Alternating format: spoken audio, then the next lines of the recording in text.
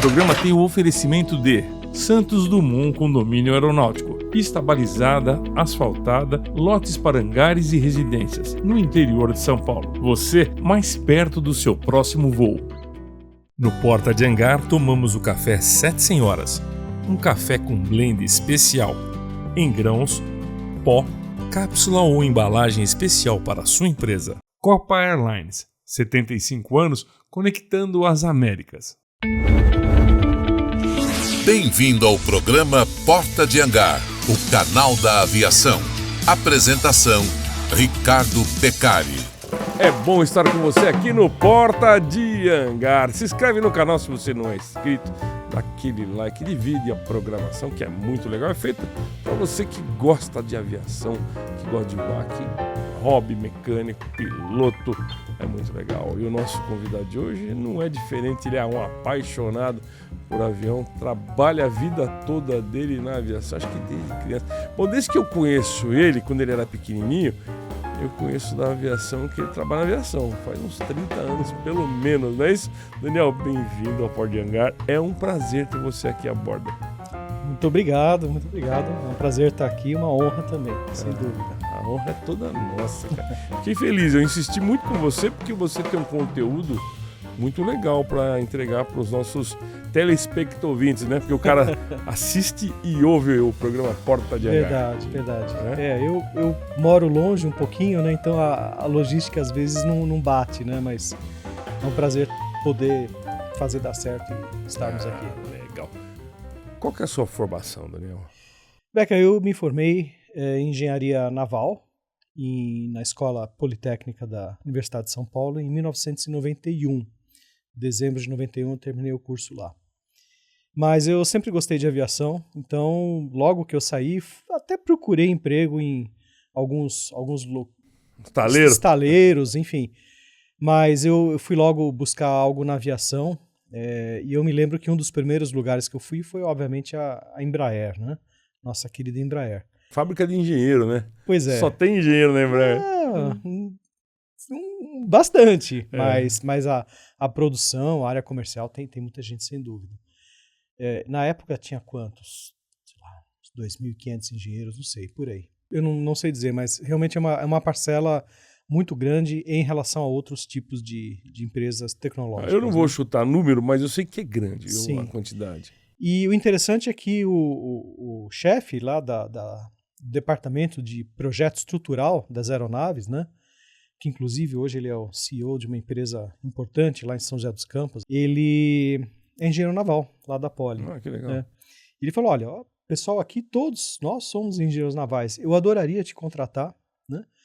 Mas a gente está passando por um momento muito particular aqui na Embraer. Na semana que vem vai ter uma demissão enorme, alguns milhares de pessoas. Era justamente a época da privatização da Embraer, ou da semi-privatização. A foice estava passando. Ela estava passando. Então, justamente, naquela semana um monte de gente ia sair. Ele falou, olha, passa em junho aqui, a gente conversa, mas agora em janeiro não vai dar certo.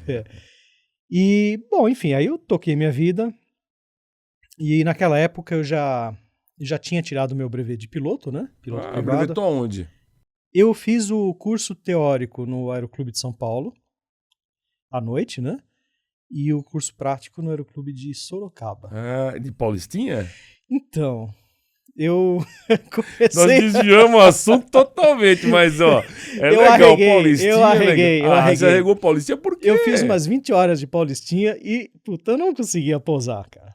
É mesmo? Não tava encaixando. Aí um dia eu fiquei enfesado, eu vou passar pro Tupi. Aí eu passei pro Tupi, eu acho que em mais 3, 4 horas eu... Solou. Solei. Às vezes o cara chega no Paulistinha com aquele estigma. No avião convencional, naquele estigma que é difícil pousar. Não é difícil pousar. O problema todo do avião convencional é quando ele está sem energia. Né? Quer dizer, que não é um problema também. Você usa o freio, você usa o motorzinho, você usa tudo combinadinho ali que funciona. Um pouquinho mais de insistência teria dado certo. Eu sei que muitos anos depois, eu já estava morando em São Carlos, eu fui revalidar o PP na época, né? E eu acabei fazendo algumas horas no Aeroclube lá de Rio Claro. com Paulistinha. Ah, que legal. E foi ótimo, assim, foi muito legal, muito legal. Mas então, o que aconteceu naquela época lá, né? Então, a Embraer não deu certo e tal, e eu já era piloto, mas eu participava como juiz de acrobacia. Ah, na Acro. Na Acro. Sei. Eu fiz o curso curso oficial, né, de juiz de acrobacia. O professor foi o nosso grande colega, Marcos Tabachnik, o Taba. Ah, o Taba. O famoso Taba. Eu fiz o curso de juiz de acrobacia e participava dos campeonatos todos, né? Então a gente legal, ia né? voando, voltava, ia num avião, voltava no outro, ia virado para cima, voltava de cabeça para baixo. O negócio era voar. O negócio era voar, né? E num desses campeonatos, a gente estava em Bebedouro e no final do campeonato eu estava com um grande amigo meu, o Kunat, Alberto Kunat, e ele tinha um Mooney na época, né?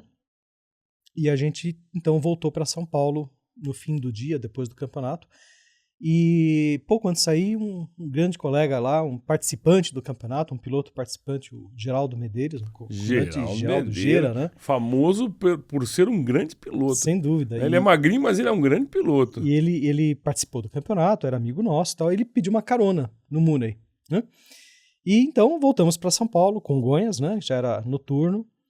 E quando a gente pousou, paramos o avião lá na aviação geral e ele ia dar uma carona pra gente lá de Congonhas, né? Para o Campo de Marte, porque o nosso carro estava lá no Campo de Marte.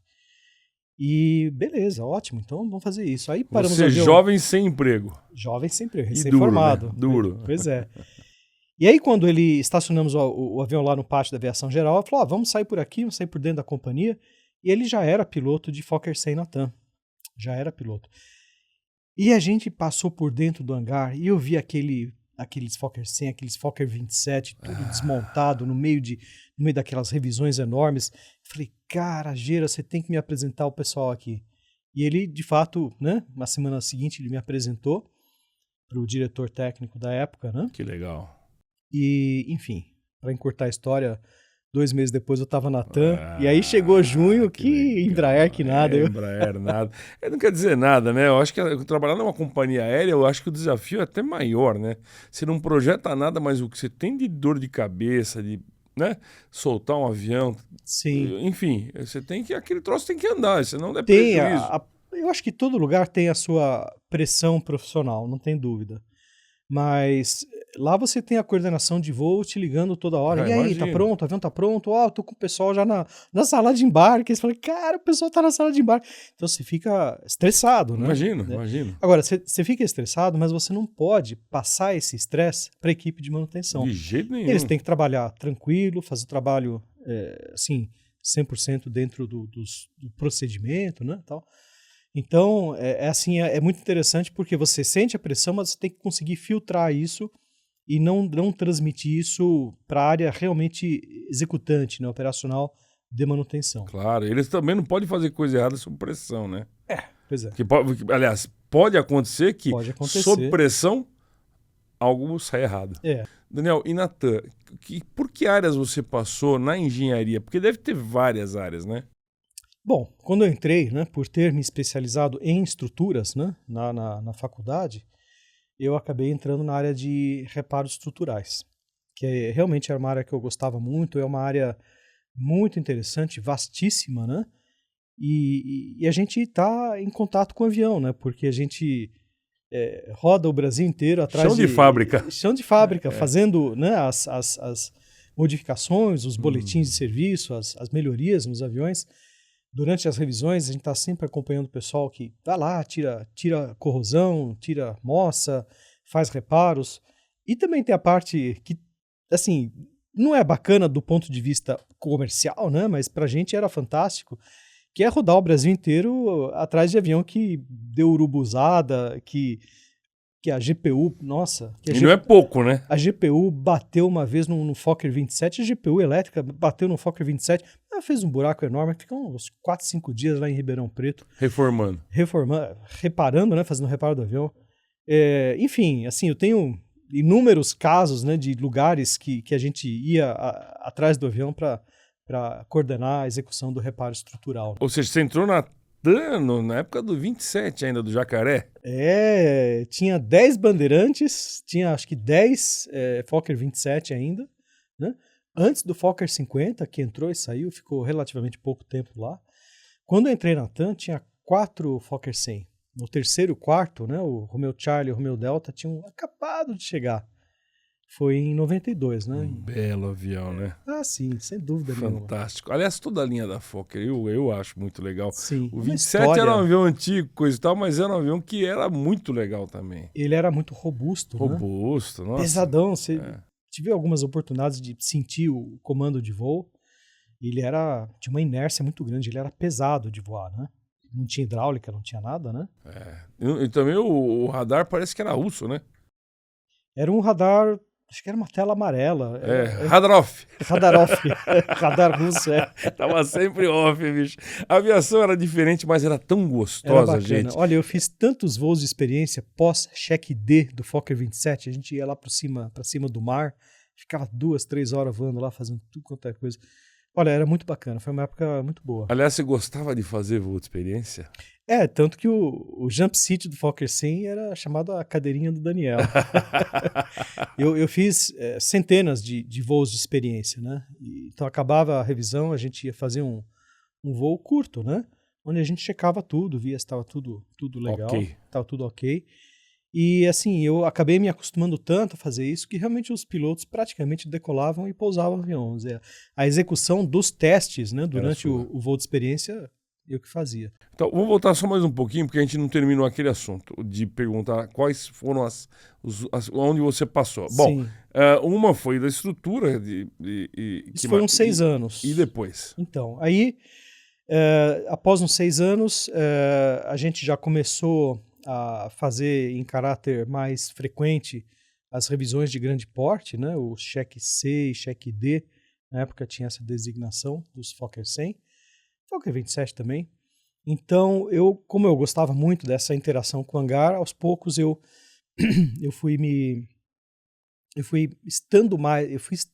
estava mais no hangar do que na própria engenharia, né? Isso era até motivo de reclamação do meu chefe.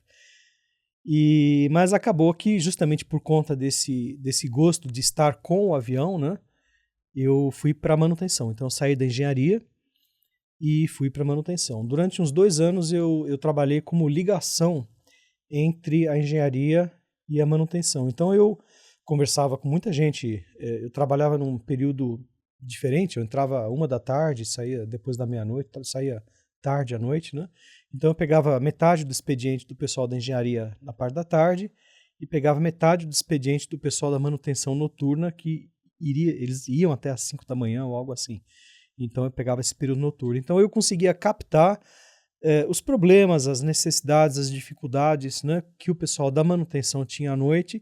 Aí no dia seguinte eu fazia a ligação com o pessoal da engenharia. Então foram uns 2 anos assim, foi muito bacana, foi uma experiência de vida e assim técnica fantástica, aprendi muito. E aí eu fui indicado para gerente de manutenção das atividades de manutenção pesada, né, o heavy maintenance, que são aqueles cheques Cs e Ds. Então, assim, numa linha aérea, basicamente você tem a manutenção de linha, né, line maintenance, e você tem a manutenção pesada ou base maintenance. Então eu cuidava só da base maintenance. Então eu fui a gerente de base maintenance por volta do ano 2000. Responsabilidade gigantesca. Tem que gerente garantir... de uma coisa que vai desmontar todo um avião, né? E ter que remontar de novo. Não pode dar nada errado, porque o que faz, por exemplo, num cheque Delta? Olha, você realmente testa todos os sistemas do avião, né? E faz uma recomposição, principalmente, né, da estrutura. Você inspeciona a fundo todos os elementos estruturais da aeronave, né, para garantir que qualquer corrosão, trinca... Seja eliminada. Seja eliminado, seja reparado, né? E é uma oportunidade também que a companhia tem, pelo fato de um cheque Delta demorar mais, né, de 3 a 5 semanas, né? Você tem a oportunidade de tirar toda a parte de interna do avião. Então, todas as poltronas saem, as laterais, pisos, tetos, Lava tudo. lavatório. O lavatório é uma coisa interessante que as pessoas não dão o devido valor ao lavatório. Mas um lavatório de um avião é complicado, né, Daniel? Ele, sim. Inclusive, aviões modernos, eles têm até um computador para gerenciar os lavatórios. Um computador que gerencia, né, a descarga. A manutenção é sempre muito complexa disso aí, ou não? Sim, e é importante, né? Sim, tem. No programa de manutenção sempre tem tarefas específicas, né, de inspeção e recuperação do sistema de água, drenagem, de esgoto, né? Então, enfim, da mesma forma que todo avião sai em ordem, o lavatório também tem que sair, né? Tem que sair em ordem também. O esgoto, quando a pessoa faz lá o número 2, ele vai o quê? Numa caixa e dissolve? Como é que é feito isso aí? É uma caixa, de metal, né? De aço inox, normalmente, né? Com um líquido que decompõe matéria orgânica. Ou aquele azul. Aquele líquido azul, exatamente. E então, puxa com um vácuo, né? Tem um pequeno flush de água, depois puxa com vácuo. Teve gente que já ficou entalado lá antigamente, você sabe da história? Teve algumas histórias. É por isso que os assentos, né, dos aviões, eles não são fechados. Eles têm aquela aberturazinha na frente para garantir que mesmo a pessoa sentando tenha uma entrada, uma possibilidade de entrar ar, né? Imagino. Para não travar a pessoa lá dentro. Eu acho que foi na antiga TAM Brasil, uma senhora gorda foi sentar lá e deu descarga sentada, o troço e ela ficou entalada, bicho. Tem que chamar a comissária. Chamar a comissária, o negócio foi feio. O dela foi pior, que ela teve que pousar sentada no trono. Como é que você vai despressurizar o avião? Aquilo pressuriza. Vamos dizer, aquilo só despressuriza quando o avião pousa, né? Então... É tragicomédia, mas é gostoso de contar essas histórias, porque faz parte da coisa. Mas tem uma história da Transbrasil que os caras pressurizaram o 767. A extinta Transbrasil, que eu adorava, aquela companhia. Aliás, quero mandar um abraço pro meu amigo Panda Betting, que trabalhou lá há muito tempo. E o cara pressurizaram o 67 no chão, os mecânicos. Agora vamos despressurizar. E quem disse que o avião despressurizava? Nossa. Tiveram que esperar o avião murchar, velho. Os caras ficaram dentro do avião, deu maior zebra. Ninguém sabe. Sim, porque o avião, se tá com a estrutura boa, se tá com selos, né, principalmente os selos em ordem, ele perde pressão quanto? Eu não me lembro do manual, mas 200, 300 pés por minuto, né, como se fosse perda de altitude. Nossa, né? Senhora, você imaginou? Ou seja, você tá 7 PSI de diferencial lá, perdendo 200, 300 pés por minuto, vai ficar a tarde inteira lá, né? E não dá nem pra abrir a porta. Mas é estranho, porque sempre tem um comando manual para despressurizar. Mas eu não sei o que aconteceu. É uma história que me contaram, e eu tô repassando essa história curtinha do jeito que eu contei. Mas é uma história verídica, né?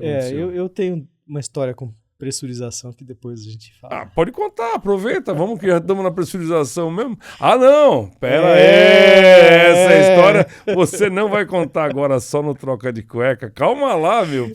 Mesmo. Pensa que é assim. Saindo um pouco da aviação convencional, você trabalhou uma época com dirigível, né? Sim. Depois que eu saí da TAM, isso foi em 2014, né? Em 2015 eu entrei numa empresa que tinha o propósito aí de fazer dirigíveis gente, não era aquele pequenininho não, que tá no meio da AMB lá, era aqueles Big One, né? Que tamanho tinha um dirigível daquele? Aquele tinha 50 metros de tamanho, né? O balão, né? O envelope, né? Que a gente chamava, tinha 50 metros de comprimento e deveria levar entre 4 a 6 pessoas, né? Mas a gente sempre voava com 2, talvez 3 pessoas no máximo. Então eu trabalhei lá há 3 anos, foi uma experiência muito interessante lá em São Carlos, né? Que eu ainda moro lá. E nós pegamos um projeto de um dirigível que já havia sido certificado pelo FAA na década de 80, 85, por aí. Então era uma aeronave que já tinha uma certificação. Então nós recebemos o projeto, né? Algum tempo depois nós compramos o direito de da certificação de tipo da aeronave, né, para buscar a certificação aqui no Brasil. E junto com o pacote, né, vieram um monte de peças velhas, danificadas, tal, que serviram de modelo, né, para fazer os desenhos e toda a engenharia, né, de reprojeto, vamos dizer assim, do dirigível.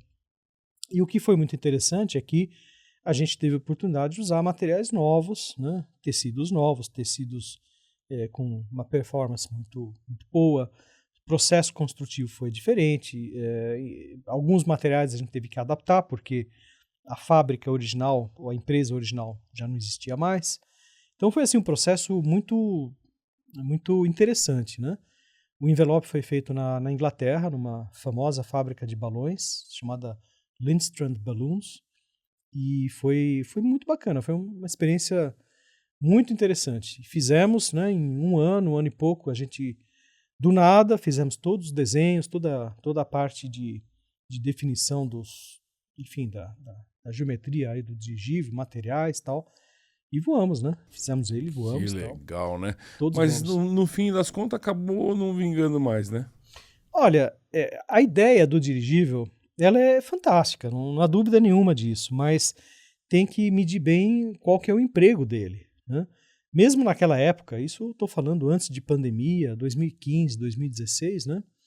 Antes de pandemia, ninguém sonhava com pandemia ainda, com essa crise enorme que tivemos. Mesmo naquela época, eu não diria que... Eu diria que não tinha mais do que 5 ou 6 dirigíveis voando no mundo. É mesmo? E todos eles lazer, né? Passeio. Não tinha... Tudo bem, operação comercial, né? Operação comercial de lazer, levando turista para cima e para baixo. Ou seja, já tinha ido embora há muito tempo, a década de 50, 60, em que grande parte dos dirigíveis eram usados pela Marinha Americana para fazer voos de grande tempo, né? Ficava muito tempo. E nem tanto distância, mas eles ficavam fazendo monitoramento visual, né? Sim, visual de áreas por um dia inteiro, né? Então ia... Observação. Observação. É porque né? não anda nada, né? Dá tempo do cara filmar, fazer um monte de coisa, né? Ele voava devagar e mesmo hoje voa devagar. Então, você vê que mesmo naquela época, na época da Guerra Fria, talvez fizesse algum sentido ter essas aeronaves fazendo esses voos de observação e monitoramento, né? Hoje em dia, com satélite... Pois é, então o satélite já faz isso para você muito melhor e cobre uma área muito maior. Então, assim, para esse fim acabou, né? Agora, para lazer, maravilha, né? Podia ser bacana. Mas o que eu digo é que, apesar de ser algo muito bacana, comercialmente ele tem grandes dificuldades de implementação, porque qualquer brisa, qualquer ventinho, tira ele do lugar. A logística é complicada, né? Então, um dirigível de grande porte, para você estabilizar ele, é impossível. Você não consegue estabilizar. Então, as operações de carga e descarga têm que ser feitas com ele rodando no mastro ou em balsas, eventualmente, mas a ideia é boa, mas eu nunca vi operação de dirigível em balsa, nunca vi. Imagina pousar em cima de uma bolsa, deve ser um troço enrolado para burro. Enfim. Então, assim, a operação é um pouco complicada. Aí você, tudo bem, carregou o dirigível, foi lá para a Amazônia, por exemplo.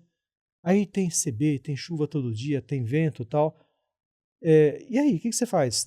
E ele não gosta dessas coisas, né? Não, tem que desviar. Não é uma aeronave que voa IFR. Não, e desviar com aquela trozoba toda, Deus o livre, né? O CB te puxa o dirigível para dentro, não sobra nada, né? Não sobra nada, Deus o livre. Então você tem que desviar disso aí, né? Na época que os dirigíveis alemães lá, o Hindenburg e o Graf voavam, eles faziam às vezes contornos enormes, mas eles tinham muito combustível, tinha tempo, então eles realmente podiam fazer esses contornos e, enfim, chegar a fazer essas rotas transatlânticas aí com frequência bastante boa, né? Mas sempre respeitando muito a natureza. Então, para uma operação comercial, os ventos, né, a natureza impõe grandes problemas. O Porta de Hangar é o canal da aviação. Levamos boa conversa e informação através do YouTube. Spotify e na nossa página na internet, portadeangar.com.br, onde você encontra notícias do mundo da aviação e a loja virtual Porta de Hangar. Entrevistamos profissionais renomados e cobrimos eventos de aviação no Brasil e no exterior, como LXP, Aviatrade, Labasse, Sananfan e NBA. Valorize o seu produto. Traga a sua empresa para o Porta de Hangar. Nosso foco é levar boa conversa e informação para profissionais da aviação. Venha para o Porta de Hangar, o canal da aviação. Então, um dos grandes problemas também, né, para operação comercial de dirigíveis é que você tem que garantir carga nos dois sentidos, né, tanto para ir quanto para voltar. Porque imagina se você está levando, que seja, 10 toneladas de carga. Como é que você vai voltar sem essa carga? Não dá, você vai ter 10 toneladas de empuxo vertical que... Lastro. Você tem que colocar lastro. Puta vida. Então, assim, se você fosse... Você teria que levar lastro, concreto, água, chumbo. Ou seja, a logística disso é muito complicada. inviável. Não vou dizer que é inviável, mas eu acho que é algo muito complicado. Por isso que, mesmo hoje em dia, todos os dirigíveis, os poucos dirigíveis que tem, são para lazer, né? Para voo turístico e tal. Aí sim, é fantástico, não tem dúvida nenhuma. Legal. Ô, Daniel, você já se envolveu alguma vez com drone? Com drones? Olha, na pandemia, no começo da pandemia, eu comecei a me envolver com drones, eu comecei a enxergar uma possibilidade muito interessante em drones de carga. Então eu comecei a conversar com um, com outro, comecei a me inteirar dessa nova tecnologia e hoje eu diria que 70% do meu tempo está dedicado ao desenvolvimento de um drone de carga junto com uma empresa no Rio de Janeiro. Então nós temos uma equipe que estamos formando, nós temos essa empresa no Rio de Janeiro que já tem um drone que tem a capacidade de carga de 60 quilos, tem um outro drone para 150 quilos e a gente está justamente trabalhando no desenvolvimento comercial, né, e a certificação desse drone para colocar ele no mercado muito em breve. Ah, que legal falar aqui no Porta de Hangar, porque um drone de 60 quilos, gente, 60 quilos é peso pra caramba pra carregar pra um drone, né? Sem dúvida. Não é um dronezinho qualquer, né? Que tamanho é esse drone fisicamente falando? Olha, potência? Esse de 60 quilos, ele tem 7 metros de envergadura, voa 120 km por hora. Caramba, voa bem, hein? Voa. Tem que voar rápido, né? Porque se o objetivo é levar a carga de um lugar para o outro, não pode voar muito devagar. E aí ele serviria para quê? Por exemplo, para o campo, para... de repente uma central de abastecimento levar uma carga para um mercado, serviria para isso, esse tipo de coisa? Olha, o início, a gente quer fazer voos de demonstração, né, com o CAV, né, já com o certificado de autorização de voo experimental, voos de demonstração para garantir que o negócio funciona, né? Que o business funciona, né? Que realmente ele é comercialmente viável e tecnicamente seguro, né? Principalmente... Não pode cair em cabeça de ninguém, né? Isso não vai acontecer porque essa operação começa em áreas despovoadas. Sim, né? Claro. Então, assim, por algum tempo, né, a gente vai voar, a ideia é que a gente voe abaixo de 400 pés, né? Voe em distâncias longas, até 250, 300, 500 quilômetros de range, né? Remoto ele vai sozinho automaticamente? Um piloto decola e pousa. Ah, né? E o resto do voo, né, o voo em si, ele é feito de uma maneira autônoma. GPS? Sim, GPS e com uma comunicação satelital, né? Então essa é a ideia. Ele, assim que a gente tiver essa confiança, o objetivo é levar cargas de valor agregado maior, né?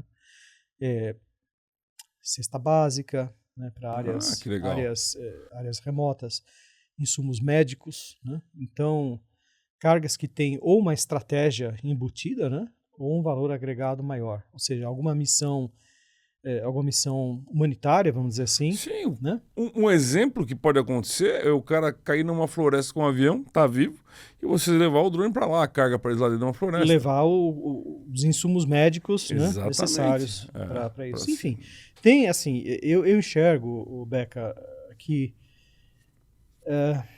isso é infinito. É infinito, as possibilidades são infinitas. É muito legal. E realmente, o fato de você não ter um piloto lá, você consegue ter uma operação muito segura e muito mais barata.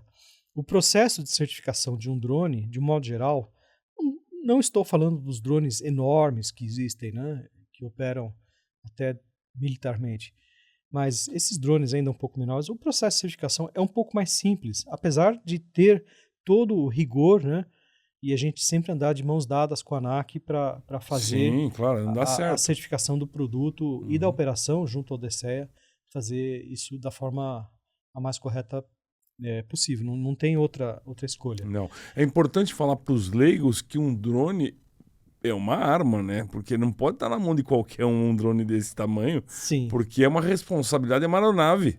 Sim, tanto que esses drones são pilotados por pilotos, dependendo da classe do drone, até pilotos que têm brevet checados, né? É isso aí. É que tem muita gente que, desculpa, eu vou te cortar, mas eu, por exemplo, eu e o Valdir tivemos na feira lá em Sertãozinho, que teve muito drone, mostrando lá, bastante drone. A gente que está no meio da aviação, nós acabamos nos impressionando com aquele tamanho de drone. E esses que estavam lá eram os drones, possivelmente, não fui nessa feira, eu fui no ano antes da pandemia, eu fui, lá em Sertãozinho, eram drones classe 3 ainda, ou seja, até 25 quilos de peso total, né? Nós estamos falando de drones no topo da faixa do classe 2, que é até 150 quilos, e depois drone da classe 1, que é acima de 150 quilos. É, né? Bastante coisa. Bastante então... coisa.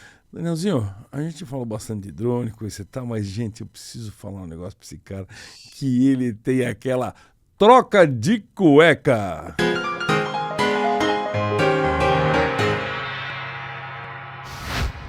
Ah, sua troca de cueca é muito boa, olha, já sei, vou te falar. Essa aí é intercontinental.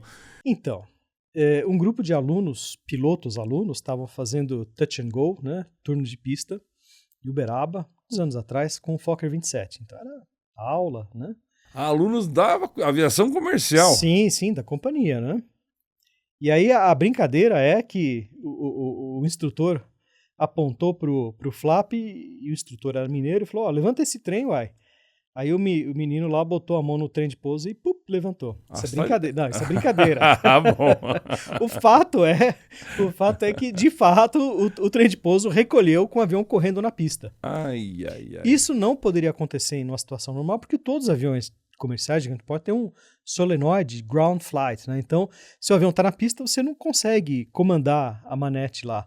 Mas se você está naquele limiar, né, de quase decolando, eventualmente o solenoide já está desativado e você consegue, né, botar a manetezinha do trem de pouso para cima. E foi o que aconteceu. Então o Fokker 27 ele recolheu o trem, né?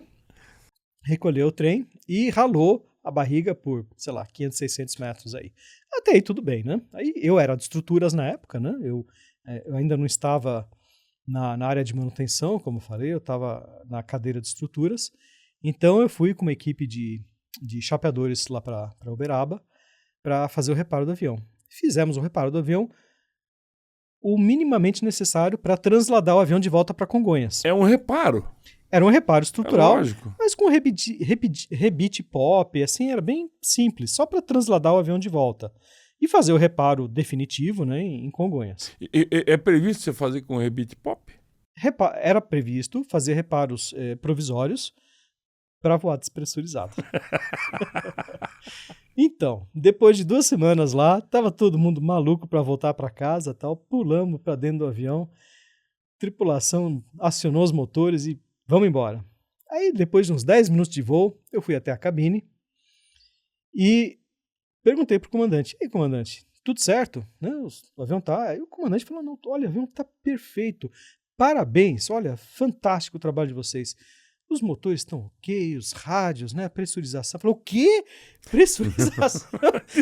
Despressuriza já esse avião. E aí, cara, não deu tempo. Eu tava voltando para trás e ele já tinha começado a despressurização. Explodiu o fundo do avião. Entre a parte de trás da cabine de comando até a região onde tem a raiz da asa. É claro que a asa do 27 é em cima, né? Explodiu o fundo, ficou aqui uma porta tipo avião bombardeio, né? Você via as vaquinhas passando lá embaixo? Olha, por um passo que eu não caio pelo buraco. Nossa por um senhora, passo, que por um passo. absurdo. Te juro, um passo que eu não caio pelo buraco. Foi na hora que você virou, o troço explodiu. Eu virei e voltei para trás. Na hora que eu tava chegando na minha cadeira, lá no fundo do avião, ou no meio do avião, na hora que eu ia sentar, explodiu. O Ginho da guarda do Daniel tava, cara, por um acordadinho, hein? Aí eu sentei, passei o cinto e fiquei falando pro comandante. Aí ele não tava entendendo o que tava acontecendo, e, enfim, claro, voltou. E você não tinha como ir pra cabine mais? Não, tinha um buraco na minha frente. Caramba, né? Que tamanho era esse buraco? Cara, tinha uns 4 metros. 4 metros de comprimento por uns 1,5, algo assim de largo.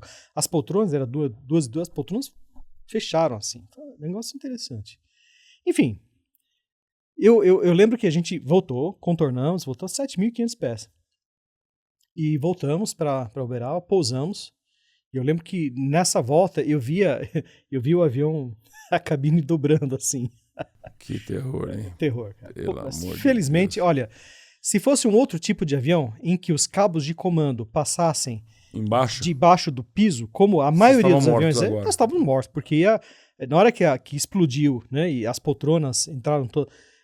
Por ser asa alta, os cabos por ser asa alta, né, os comandos de voo passavam todos pelo teto. E também por ser um Fokker, né? Ele é forte pra E burro, o Fokker né? era forte pra caramba. É um belo de um avião. Então, nossa, foi um susto terrível, né? Pousamos tudo. O pouso foi normal? O pouso foi tudo normal. Pousamos, estacionamos o avião, paramos lá.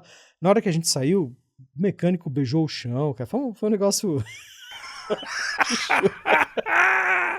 Mas agora, e as pernocas, velho? Nossa, tremia, cara. Não tem jeito, aquilo né? Realmente foi uma troca de cueca. Gente, olha. é o seguinte, troca de cueca faz tremer as pernas, que não tem conversa. Já Nossa, aconteceu comigo.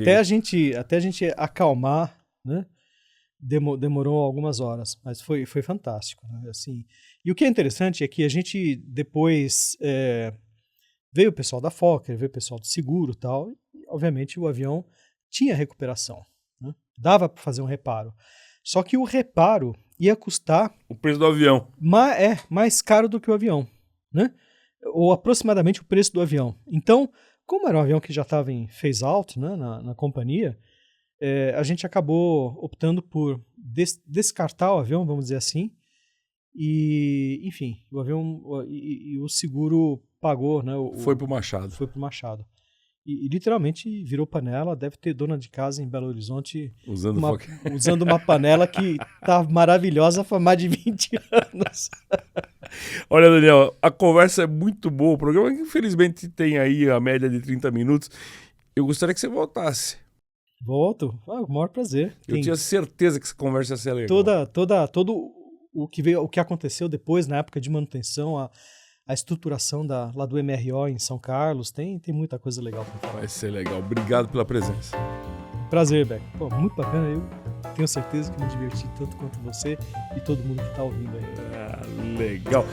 Pessoal, divida essa conversa que foi muito legal com o Danielzinho. Ele vai voltar mais vezes, já prometeu.